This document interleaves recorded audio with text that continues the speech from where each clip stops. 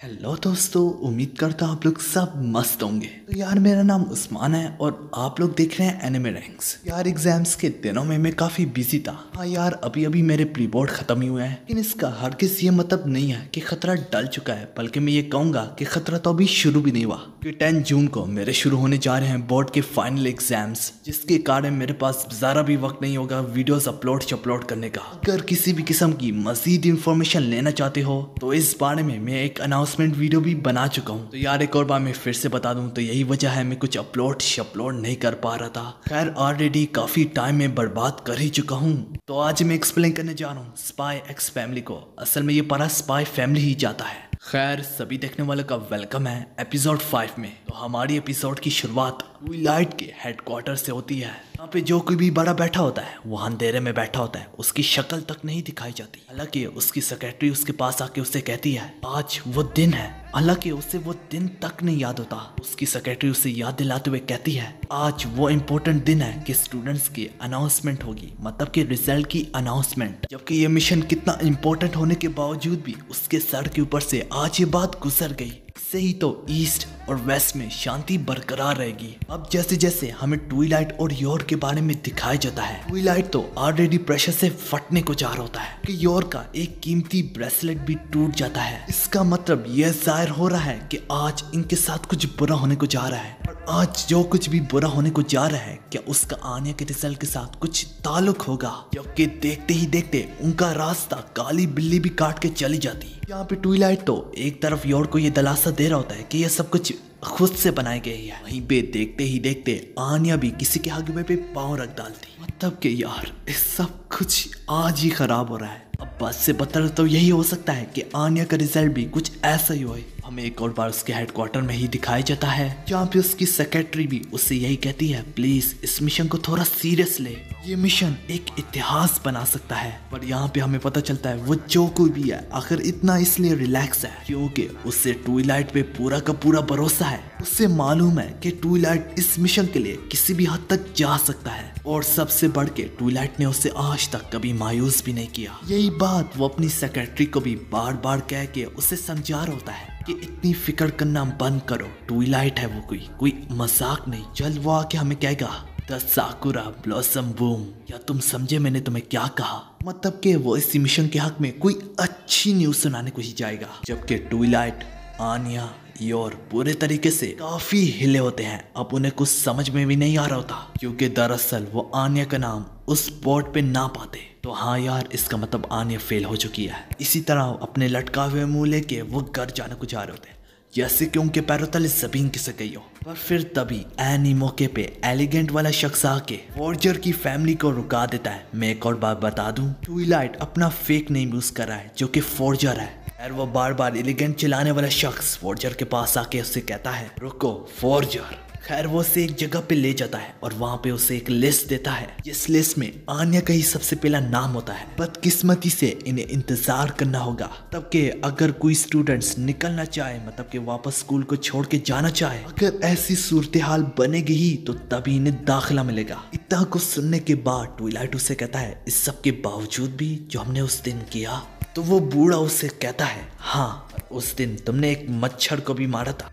क्या तुम्हें पता है दुनिया में कौन सी स्पीशी सबसे जानलेवा है? तो वो एक मच्छर ही है। तो हाँ यार, तुमने हेडमास्टर के बेटे को उस जानलेवा क्रीचर मॉस्किटो से बचा लिया। खैर किसी का यहाँ पे स्कूल से निकलना भी बहुत जरूरी है आन्या के एडमिशन के लिए, जिसपे यहाँ तक तो योर किसी पेरेंट्स को कत्ल या फिर किसी और हद तक जाने के लिए भी तैयार होती। पर जैसे जैसे योर अपने आप को समझाती है कि वो ऐसे बिना फजूल में मासूम लोगों की यूं जान नहीं ले सकती। पर खैर उससे इतना दूर जाने की कोई जरूरत तक नहीं, क्योंकि यार इस बार कोई बदकिस्मती से नहीं बल्कि खुशकिस्मती से ये एलिगेंट वाला बुढ़ा उससे कहता है हर साल कहीं ना कहीं कुछ बच्चे तो जरूर विड्रॉ होके ही रहते हैं। मतलब कि कोई स्टूडेंट जैसे विड्रॉ होगा तो सबसे पहला नंबर इन्हीं का होगा। तो हाँ यार, ये बात सुन के फॉर्जर की मेरा मतलब ट्विलाइट की फैमिली को थोड़ी खुशी होती और उनकी जान में जान आती। मगर जाते जाते वो बुड्ढा उससे कुछ और भी बताता है, जैसे जैसे तुम आन्या का दाखिला लेके वापस आओगे तो शायद उस वक्त में वो ना पढ़ा पाए। सारी सी बात है उसने प्रिंसिपल के बेटे के मुंह पे मुक्का मारा है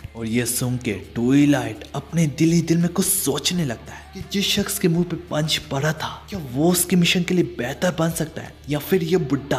मतलब कि यार वो प्रिंसिपल का बेटा था आखिर। अगर कैसे ना कैसे करके ट्विलाइट और उसके बीच में कुछ अच्छे ताल्लुकात बन जाते तो ये मिशन पहले से भी ज्यादा काफी इजी हो सकता था।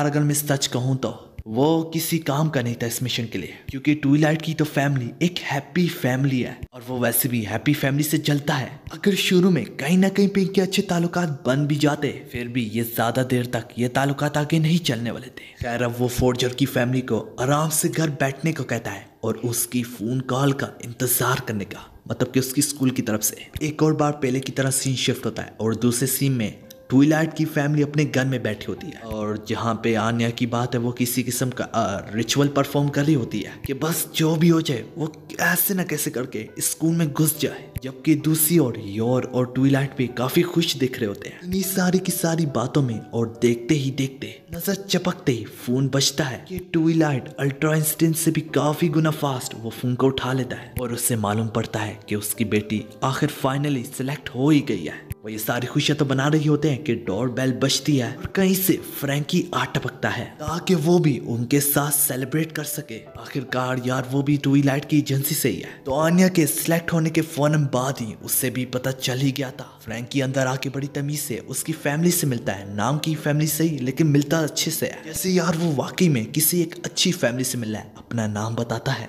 और खुद को फोर्जर लॉयड का एक बहुत अच्छा दोस्त बताता है। और खाने की मेज में फ्रैंकी एक और चीज को छेड़ डालता है। फ्रैंकी आन्या से कहता है क्या तुम्हारे फादर ने क्या तुम्हें कोई गिफ्ट वगैरह नहीं दिया? तब कि यार एडन एकेडमी में घुसना कोई आम बात थोड़ी है। ये सुन के आन्या भी अपने फादर से रिक्वेस्ट करती है तो जवाब में ट्विलाइट कहता है अगर वो मेरी पावर में हुआ तो वो जरूर करेगा। आन्या भी उसे अपने स्पाई एनिमे दिखाने लगती है। इसमें एक डकेरा डाकू जो भी कहना है कह लो वो एक प्रिंसेस को किडनैप करके उसके कैसल से ले जा रहा होता है। इसके चलते ही उस स्पाई का मिशन होता है कि उस प्रिंसेस को हर हालत में बचा के वापस लाना। और ऐसे वो सख्त मोड़ लेते हुए कर भी दिखाता है। तो हाँ आन्या ऐसी रिक्वेस्ट करती है कि वो खुद एक प्रिंसेस का रोल करना चाहती है, पर ये सुनते ही तुरंत से ट्विलाइट इनकार कर डालता है, जो सुन के तो आन्या की आंखों में आंसू बढ़ाते हैं। जबकि फ्रैंकी भी खुली डेक में चमचा बन के घुस आता है, आन्या की तरफ से भरपूर हमायत करने लगता है। और फ्रैंकी उससे बताता है मैंने इस कैसल के बारे में कुछ सुना है जो कि अभी अभी किसी कार्टून पार्क में रिमॉडल हुआ है। सबसे बढ़ के तो सबसे अच्छी बात तो यह है कि उसके ट्रैप्स वगैरह भी सब कुछ एक ही जैसा है, तुम इससे किराए पे ले सकते हो। भला आखिर ऐसी चीजों पे गवर्नमेंट इतनी कुछ खास नजर भी नहीं लगती। आखिर इतना कुछ सुनने के बाद और देखने के बाद ट्विलाइट के पास कोई चारा भी ना बचा होता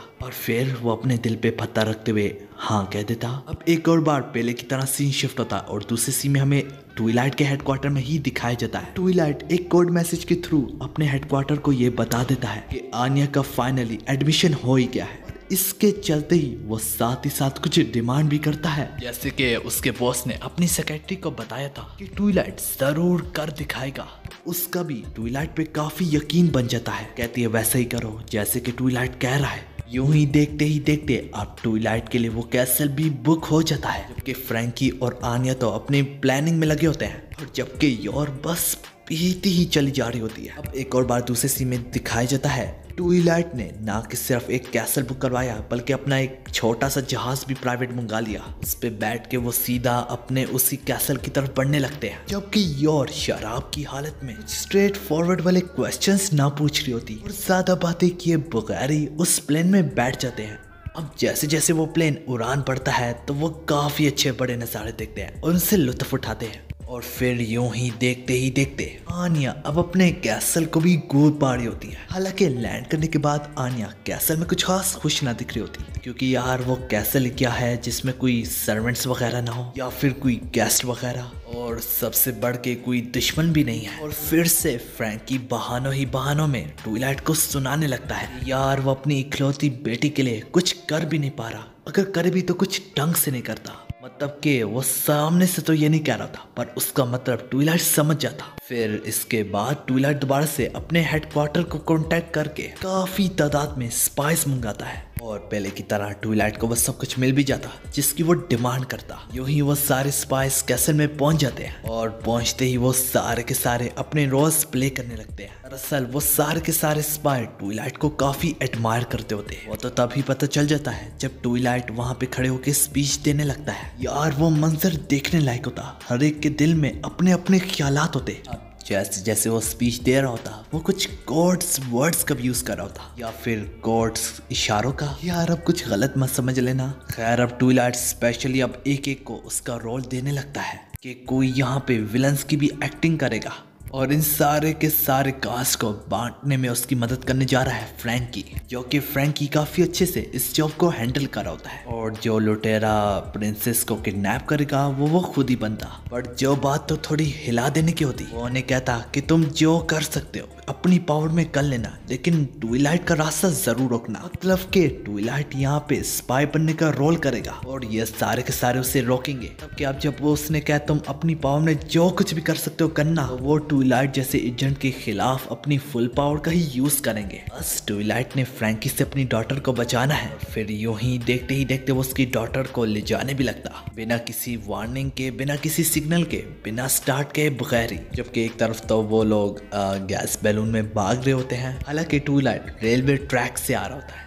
बस गुजरते वो उससे कुछ क्वेश्चंस पूछता उसकी डॉटर के बारे में, जैसे कि वो लॉयड मैन में आखिर क्या पसंद करती है। यहाँ से तो ट्विलाइट गलत कर डालता, लेकिन हाँ आन्या का मनपसंद खाने के जब वो बारे में पूछता है तो ट्विलाइट उसे कहता है पीनट, जो कि करेक्ट आंसर है। आखिरी क्वेश्चन भी ट्विलाइट फिर गलत कर डालता, जो कि इस वक्त आन्या क्या सोच रही है। यही वजह के कारण फ्रैंकी उसे उसका लॉयडमैन सूट पहनने को कहता है, जो कि बस सिर्फ आइस को ही कवर करने का होता है। इन सब में उसका रेलवे ट्रैक खत्म हो जाता। जैसे जैसे वो आगे बढ़ने लगता है, कुछ स्पाइस उसका पहले से इंतजार कर रहे होते हैं ताकि ट्विलाइट के दिखते ही उसकी मेहमान नवाजी कर पाए। अगर ट्विलाइट कैसे न कैसे करके बड़ी आसानी से या फिर बड़ी मुश्किलों से, मगर जो कुछ भी उसके लिए चाहिए होता वो उन्हें टॉच करता हुआ, उन्हें टेक डाउन करते हुए, उन्हें नॉकआउट करते हुए दोबारा से अपनी राह पे चलने लगता। और राह में चलते हुए सब कुछ एकदम से सेटअप होता और मस्त होता। फिर एक जगह पे पहुंच के ट्विलाइट को फाइनली सबसे खतरनाक अपोनेंट को वहां पे फेस करना पड़ता है, जो कि आन्या की मॉम खुद होती है। वो इस वक्त नशे की हालत में भी होती है। उसको ट्विलाइट एक तरह का अनजान शख्स दिखने लगता है और उसे यूं लग रहा होता है कि जैसे वो आन्या को छीन के ले जाएगा। दोनों के बीच में एक गजब किस्म का क्लैश देखने को मिलता है, जहाँ पे ट्विलाइट तो अपनी सेंसेस में होता है, यही वजह से वो योर को नुकसान पहुंचाए बगैर अपने डिफेंस मोड में होता है, जबकि योर लगातार अपने ऑफेंस मोड में वार किए जा रही होती है। यहाँ पे ट्विलाइट के पसीने छूटने लगते हैं क्योंकि उससे वाकई में काफी मुश्किल आ रही होती है। आखिर कहीं ना कहीं शराब की हालत में ही बेहोश हो जाती है